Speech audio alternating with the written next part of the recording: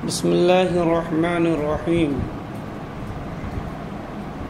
ومن سورة الأحقاب قوله تعالى قل ما كنت بدعا من الرسول وما أدري ما يفعل بي ولا بكم أي من المغفرة والعذاب۔ اور سورہ احقاب کی یہ آیت کریمہ بھی من جملہ ان آیات میں سے ایک ہے جس کا حکم منسوخ ہو چکا ہے اور تلاوت باقی ہے۔ ارشاد باری تعالیٰ ہے، اے محبوب آپ اعلان فرما دیجئے کہ میں کوئی انوکھا رسول تو نہیں، اور نہ میں یہ جانتا ہوں کہ میرے ساتھ کیا کیا جائے گا، اور نہ یہ جانتا ہوں کہ تمہارے ساتھ کیا برتاؤ کیا جائے گا۔ یعنی یہ نہیں جانتا کہ بخشش کی جائے گی یا عذاب میں گرفتار کر دیا جائے گا۔ تو یہ وہ آیت کریمہ ہے جو منسوخ الحکم دون تلاوت کے قبیل سے ہے۔ بدعن جو ہے کسی چیز کو انوکھے اور نرالے ڈھنگ سے وجود میں لانے کو کہتے ہیں۔ اس آیت کریمہ کا پس منظر یہ ہے کہ کفار و مشرکین ہمارے نبی کریم صلی اللہ تعالیٰ علیہ وسلم سے عجیب عجیب بات کرتے تھے۔ کبھی کہتے تھے کہ آپ اللہ کے رسول ہیں، یہ کیسے دعویٰ صحیح ہو سکتا ہے؟ اللہ کا رسول تو وہ ہوتا ہے جو فرشتہ ہو، پاک ہو، پوتر ہو۔ آپ تو ہم ہی میں سے ایک انسان ہیں، آپ اللہ کے رسول کیسے ہو گئے؟ کبھی کہتے کہ آپ تو ہماری طرح کھاتے پیتے ہیں، چلتے پھرتے اٹھتے بیٹھتے ہیں، تو آپ رسول کیسے ہو گئے؟ آپ اگر رسول ہوتے تو ہماری طرح چلتے پھرتے نہیں، کھاتے پیتے نہیں، لیکن ہماری طرح چلتے پھرتے کھاتے پیتے ہیں، تو آپ رسول کیسے ہو گئے؟ یہاں سے ایک نقطہ آپ سمجھ لیجئے اس پس منظر سے کہ یہ وہابیہ دیابنا یہ کہہ کر کے نبی ہماری طرح بشر ہیں، ان کفار و مشرکین مکہ کا طریقہ اپناتے ہیں۔ وہ کفار و مشرکین مکہ تھے جو کہتے تھے کہ جو چلتا ہو، پھرتا ہو، کھاتا ہو، پیتا ہو، شادی بیاہ کرتا ہو، معاملات ہماری طرح کرتا ہو، وہ رسول کیسے ہو سکتے ہیں؟ اور یہ بھی کہتے ہیں کہ ہم محمد ہماری طرح بشر ہیں۔ صرف یہ ہے کہ وہ کھلم کھلا RS BJP تھا، اور یہ اوپر سے ٹوپی اور چوغا پہن لیا ہے اور بظاہر اپنے آپ کو مسلمان کہلاتا ہے، در حقیقت رسول اللہ کا دشمن ہے۔ بہرحال جب نبی کائنات صلی اللہ تعالی وسلم سے اس طرح کی بیجا باتیں کرنے لگے، تب رسول کائنات صلی اللہ تعالی وسلم پر یہ آیت کریمہ اللہ تعالیٰ نے اتاری اور تسلی دی گئی، اے محبوب آپ گھبرائیں نہیں، کیونکہ آپ ایک انوکھے رسول نہیں ہیں، آپ سے پہلے بھی رسول گزرے ہیں۔ حضرت آدم علیہ السلام سے لے کر حضرت عیسیٰ علیہ السلام تک 2,24,000 یا 1,24,000 کم و بیش انبیاء و رسول گزرے ہیں۔ کیا وہ نہیں کھاتے پیتے تھے؟ کیا وہ نہیں سوتے بیٹھتے تھے؟ کیا وہ معاملات نہیں کرتے تھے؟ کیا وہ نکاح شادی بیاہ نہیں کرتے تھے؟ تو اگر تم اے کفارو قریش مکہ، اگر تم صرف ان اوصاف کی بنیاد پر میری نبوت کا انکار کرنا چاہو تو یہ نہیں کر سکتے، کیونکہ اس سے ہم سے پہلے بھی بہت سارے انبیاء کرام گزرے ہیں جو ان اوصاف سے متصف تھے۔ میں کوئی انوکھا رسول نہیں ہوں کہ نہیں کھاؤں گا نہیں پیوں گا۔ کھانا پینا، چلنا پھرنا، اٹھنا بیٹھنا، معاملات کرنا، یہ رسول نہ ہونے کی دلیل نہیں ہے۔ آنکھوں کے اوپر سے تعصب کا اینک اتارو اور محبت کی اینک لگا کر دیکھو، میری ذات میں تمہیں رسول اکمل نظر آئے گا۔ یا تو یہ ہے، یا پھر اس آیت کا پس منظر یہ ہے کہ رسول کائنات صلی اللہ تعالیٰ علیہ وسلم سے طرح طرح کی بات آ کر پوچھتے تھے، اے محمد صلی اللہ تعالیٰ علیہ وسلم آپ ذرا غیب کی بات بتائیے، تو آپ بتائیے کہ یہ کیا ہوگا، وہ کیا ہوگا، کل کیا ہوگا، پرسوں کیا ہوگا، بارش کب ہو رہی ہے، کتنے گھنٹے میں ہو رہی ہے، کتنے منٹ میں ہو رہی ہے. اس طریقے سے بے جا باتیں آ کر کرتے تھے کہ نبی وہ ہوتا ہے جو غیب جانتا ہے. تو آپ نبی ہیں تو بتائیے کب بارش ہوگی، کس کو لڑکا ملے گا، کس کو لڑکی ملے گی، کس کی شادی کب ہوگی.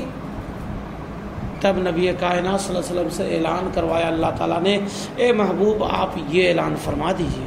ارشاد باری ہوا، اے محبوب آپ اعلان فرما دیجئے کہ میں کوئی انوکھا رسول تو نہیں، اور نہ میں یہ جانتا ہوں کہ میرے ساتھ کیا سلوک کیا جائے گا، اور نہ یہ جانتا ہوں کہ تمہارے ساتھ کیا سلوک کیا جائے گا. اس آیت کریمہ سے اگر کوئی بدعتی اور گمراہ فرقہ وہابیت دیابنا رسول کائنات کی غیب دانی کی نفی پر استدلال کرے تو یہ بہت ہی احمقانہ گفتگو ہوگی اور بات ہوگی، کیونکہ ہم اہل سنت والجماعت رسول کائنات صلی اللہ علیہ وسلم کو عالم و غیبین مانتے ہیں، عالم الغیب نہیں، الف لام استغراقی کے ساتھ نہیں. پھر یہ بھی مانتے ہیں کہ رسول کائنات کا علم عطائی ہے. اے وہابیت دیابنا، اگر تمہارے اندر ہمت ہے اور ماں نے دودھ پلایا ہے تو رسول کائنات کے علم غیب عطائی کا بھی انکار کر کے دکھا دو. تو ہم اولاً تو رسول اللہ کو عالم الغیب نہیں مانتے، ثانیاً بلکہ مانتے ہیں کہ رسول اللہ عالم و غیبین ہیں نکرہ کے ساتھ. دوسری بات یہ ہے کہ ہم یہ نہیں کہتے کہ رسول کائنات صلی اللہ تعالی وسلم کو یک بارگی ساری معلومات فراہم کر دی گئی، بلکہ رسول کائنات صلی اللہ تعالی وسلم کو جو اللہ تعالیٰ کی جانب سے علم ہوا وہ بتدریج حاصل ہوا. اور جب آیت کریمہ نازل ہوئی الیوم اکملت لکم دینکم واتممت علیکم نعمتی ورضیت لکم الاسلام، تو اس آیت کریمہ کے نزول کے بعد جس طریقے سے اسلام اپنی پوری شان و شوکت کے ساتھ کمپلیٹ ہو چکا، ہمارے نبی کو بھی اللہ تعالیٰ نے عالم ما کان و ما یکون بنا دیا تھا.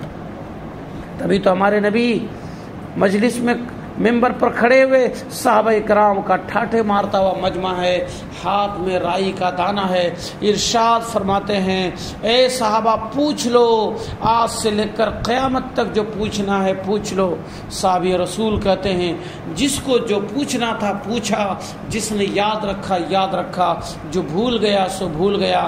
ہمارے نبی نے ارشاد فرمایا پوری کائنات میری نظر میں ایسے ہے جیسے کہ تمہاری اس ہتھیلی پر رائی کا دانہ.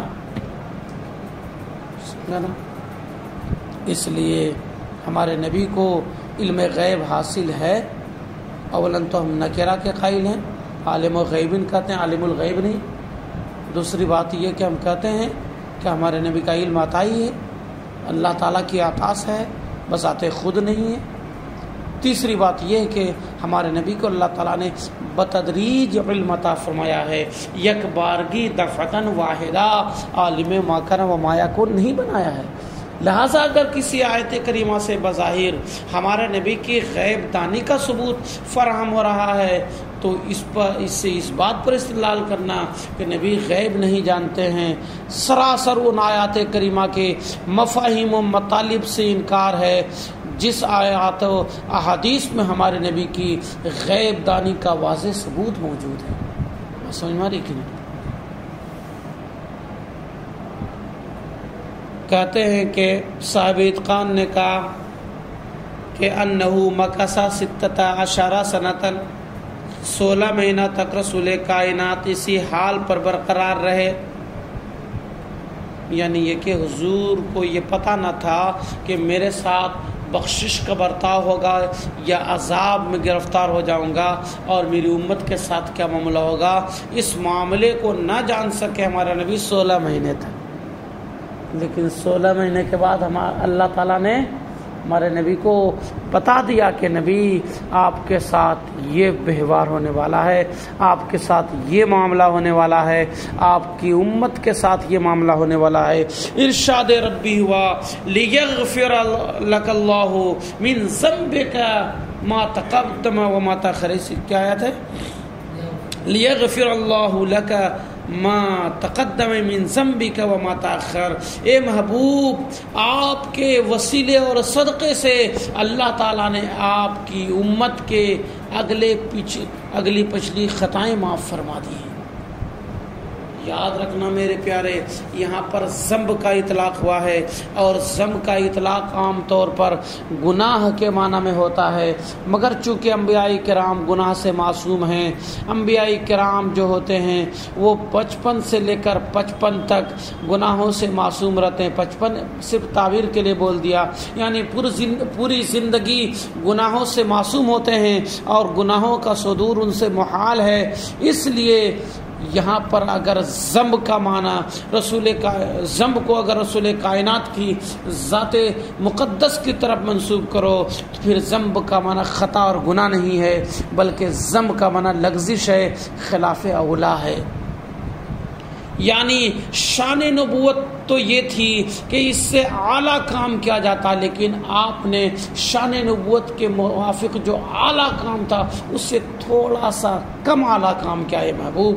اللہ تعالیٰ نے فرمایا محبوب اللہ تعالیٰ آپ کے اگلی پچھلی لغزشیں معاف فرما دیتا ہے۔ وہ خلاف اولاد جو کہ عام لوگوں کے لیے نیکیوں کا کام ہوا کرتا ہے، ابرار کے لیے یعنی گروہ ابرار کے لیے وہی کام گناہ کا تصور کیا جاتا ہے۔ ایسا نہیں کہ واقعتاً وہ گناہ ہوتا ہے، گناہ کا تصور کیا جاتا ہے۔ سمجھا نا؟ جیسے جب مجلس میں بیٹھے ہیں تو ٹیک لگا کر مت بیٹھیے کہ غرور کا اظہار ہوگا، آپ بیٹھیے ایسا کہ آپ کے مخاطب آپ کو دیکھ سکیں، لیکن مخاطب بیٹھا ایسا کہ سارے مخاطب پر نظر نہ پڑی۔ یہ ناجائز نہیں ہے، یہ گناہ کا کام نہیں ہے، لیکن ایک نبی کی شان ہوتی ہے مثال کے طور پر کہ اس سے بھی بلند و بالا کام کرے، اور نبی آپ نے جو کم بلند کام کیا اور وہ جو آپ نے لغزشیں محسوس کی، اللہ تعالیٰ اگلی پچھلی ساری لغزشوں کو معاف فرما دیتا ہے۔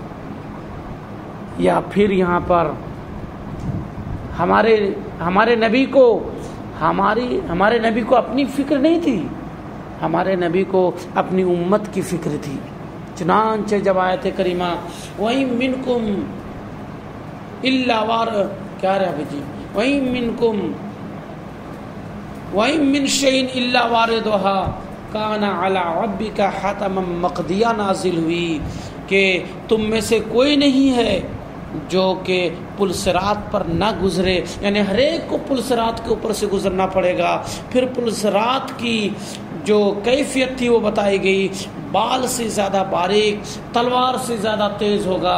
ہمارے نبی کو اپنی نہیں اپنی امت کی فکر لاحق ہوئی، اور اپنی امت کی یاد میں زارو قطار رونے لگے، اور امت میری کیسے گزر پائے گی اس پل صراط کے اوپر سے جو بال سے زیادہ باریک اور تلوار سے زیادہ تیز ہے۔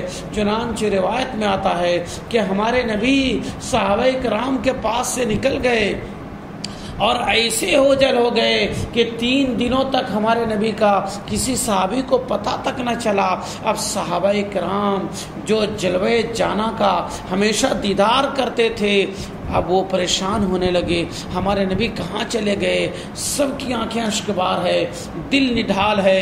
ابو بکر الگ رو رہے ہیں، عمر فاروق کی آنکھیں الگ اشکبار ہیں، عثمان غنی الگ آنسو بہا رہے ہیں، علی مرتضیٰ الگ غمگین ہو کر بیٹھے ہیں، بلال حبشی دیوانے رسول کا تو اور بھی برا حال ہے۔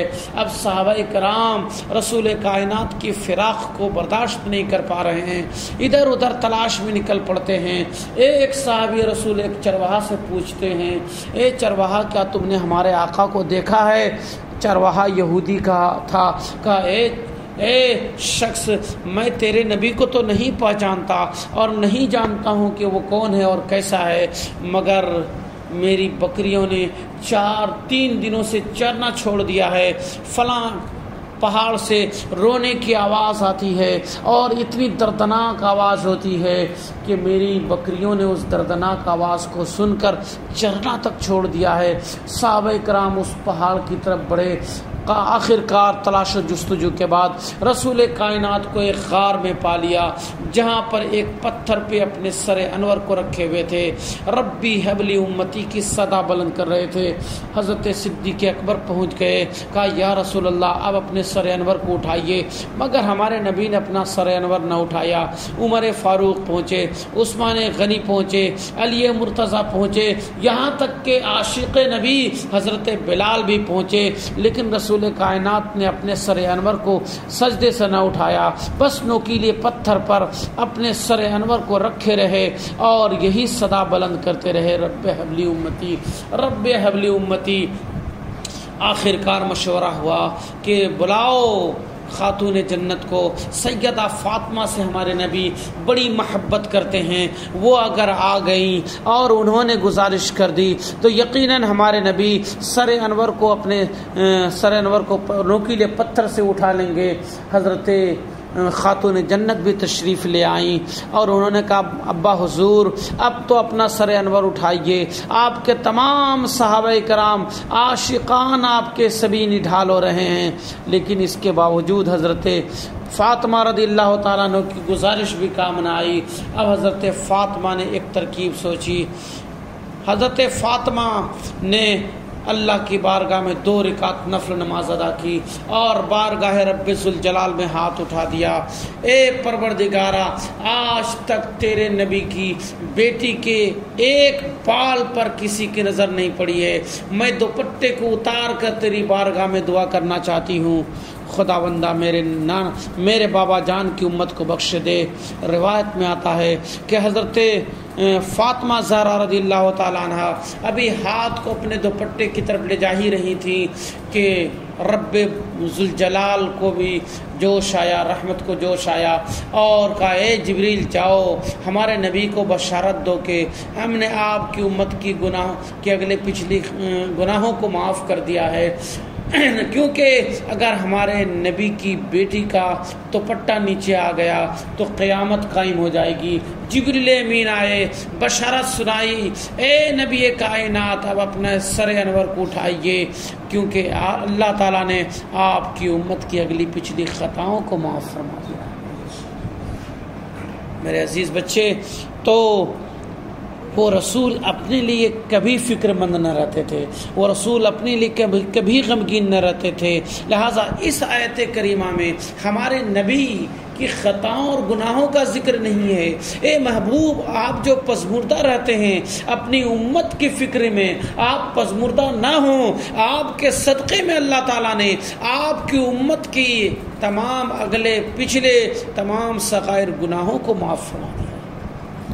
کبیرہ کو نہیں چھوڑو گے کہ سوچو گے کہ نماز چھوڑ دیں اور جا کے بیٹھ جائیں بیت الخلاء میں نماز کے ٹائم میں، اور نبی نے تو بخشش کروا ہی دی ہے تو نہیں چلے گا چراغ صاحب، سمجھا؟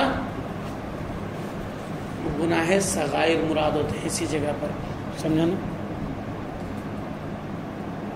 یا پھر بخشش کا یہ مطلب ہے کہ آخر کار قیامت کے دن امت محمدیہ کے ہر فرد کو مزدہ ملے گا کہ چلو جہنم سے نکلو، تمہارے نبی نے تو پہلے بخشش کرا لی ہے، سب دن جہنم میں نہیں رہنا، جاؤ تمہیں جنت عطا کی جاتی ہے۔ اللہ سمجھنا رہی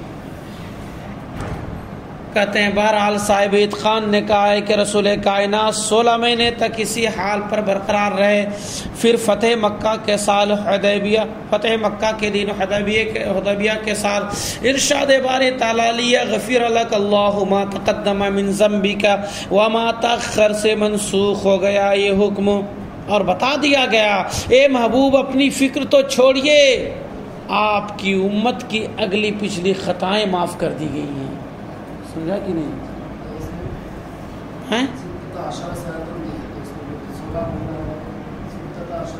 اچھا سنتن ہے جی،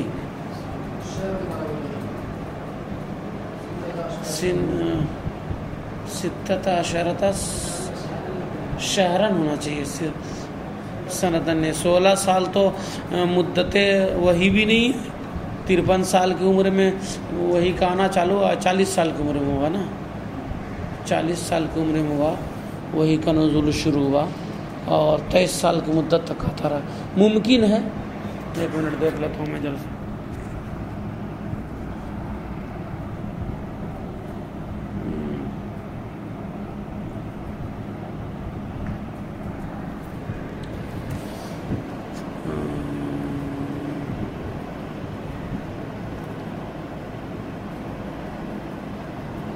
اس میں بھی سناتنی ہے، ہوگا، ممکن ہے وہی ہو. 16 سال کے بعد یہ آیت نازل ہوئی ہو. سمجھا نا؟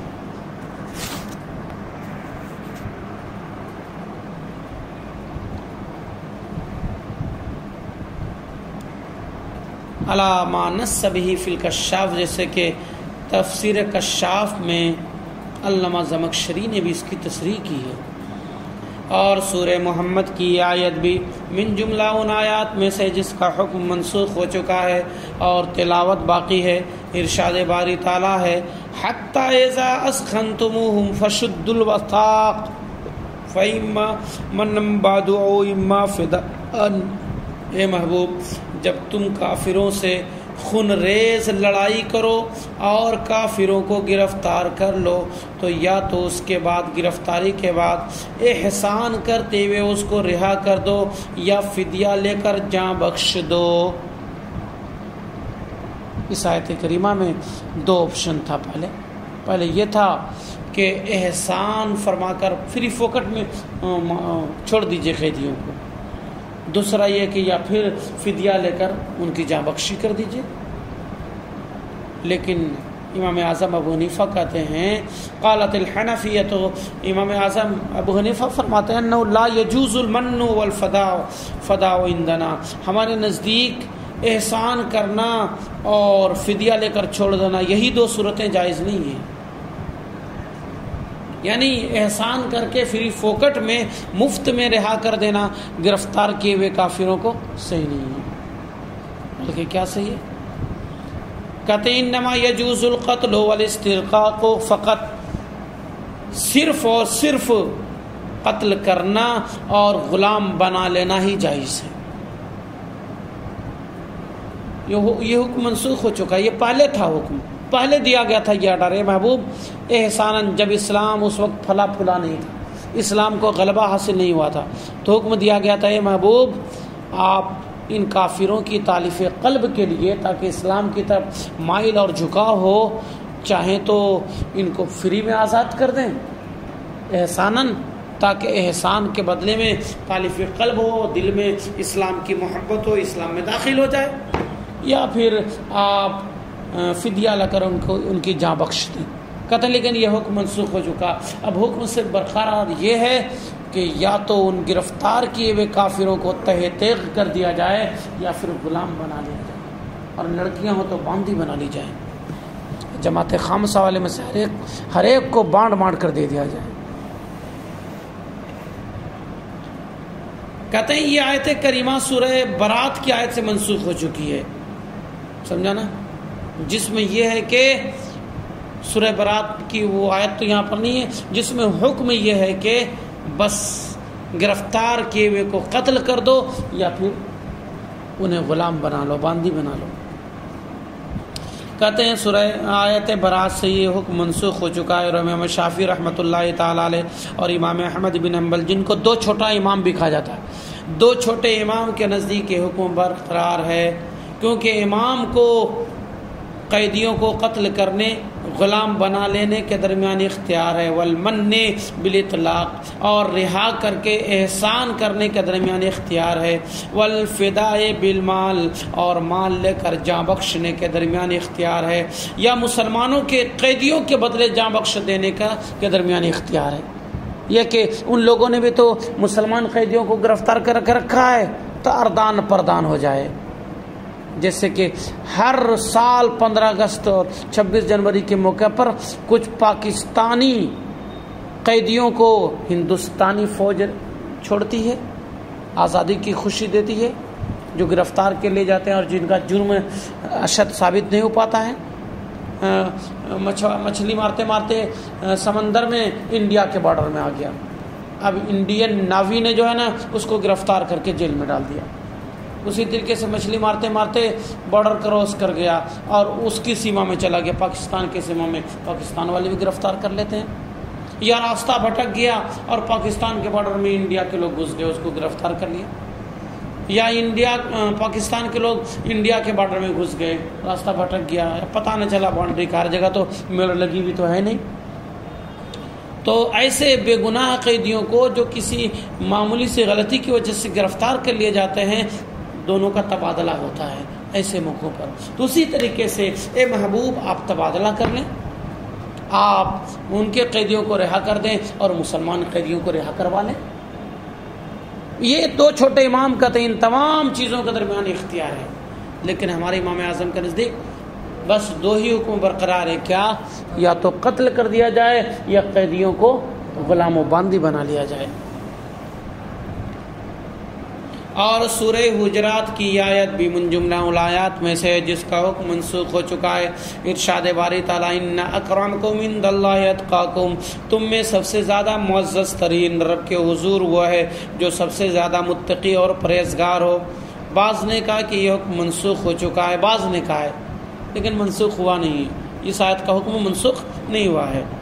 صحیح ہے کہ یہ حکم برقرار ہے، یہ بالکل صحیح ہے کہ جو زیادہ متقی اور پرہیزگار ہوگا اللہ کے حضور اسی کو سرخروئی حاصل ہوگی، یہ حکم برقرار ہے۔ منسوخ کا قول کرنا بہت ہی کمزور قول ہے۔ صحیح ہے کہ یہ حکم باقی ہے، لیکن تہاون الناس بالعمل به، لیکن لوگوں نے آسانی کے پیش نظر اس پر عمل کرنا چھوڑ دیا ہے۔ اور سورہ مجادلہ کی آیت بھی من جملہ ان آیات میں سے ہے جس کا حکم منسوخ ہو چکا ہے، تلاوت باقی ہے۔ ارشاد باری تعالیٰ ہے یا ایھا الذین آمنوا اذا ناجیتم الرسول فقدموا بین یدی نجواکم صدقہ، اے مومنو جب تم رسول اللہ صلی اللہ علیہ وسلم، پڑھو درود پاک، صلی اللہ علیہ وسلم سے سرگوشی میں بات کرو تو سرگوشی میں بات کرنے سے پہلے صدقہ ادا کر دیا کرو۔ پہلے رسول کائنات سے اگر کوئی تنہائی میں بات کرنے کا متمنی ہوتا تو صدقہ دینا پڑتا تھا، سمجھا نا، تب بات کرنے کا ان کو شرف ملتا تھا، لیکن یہ حکم بعد میں منسوخ ہو گیا۔ فَإِنَّهُ يَدُلُّ عَلَىٰ أَنَّهُ يَجِبُ الصَّدْقَةُ حِينَ سُؤَالِ النَّجْوَىٰ مِن رَسُولِ اللَّهِ صلی اللہ علیہ وسلم، کیونکہ یہ آیت کریمہ دلالت کرتی اس بات پر کہ صدقہ واجب ہے رسول کائنات صلی اللہ علیہ وسلم سے سرگوشی میں سوالات پوچھنے کے وقت۔ کہتے ہیں تو یہ آیت اسی سے متصل آیت سے اس کا حکم منسوخ ہو چکا ہے، اس آیت کا حکم۔ اور وہ ارشاد باری تعالیٰ ہے ذالکم خیر لکم واطہر، یہ تمہارے لیے زیادہ بہتر اور زیادہ پاکیزگی کا باعث ہے، ضروری نہیں ہے جناب۔ فَإِن لَّمْ تَجِدُوا، پس اگر تم صدقہ کا مال پاؤ تو بے شک اللہ تعالیٰ بخشنے والا مہربان ہے۔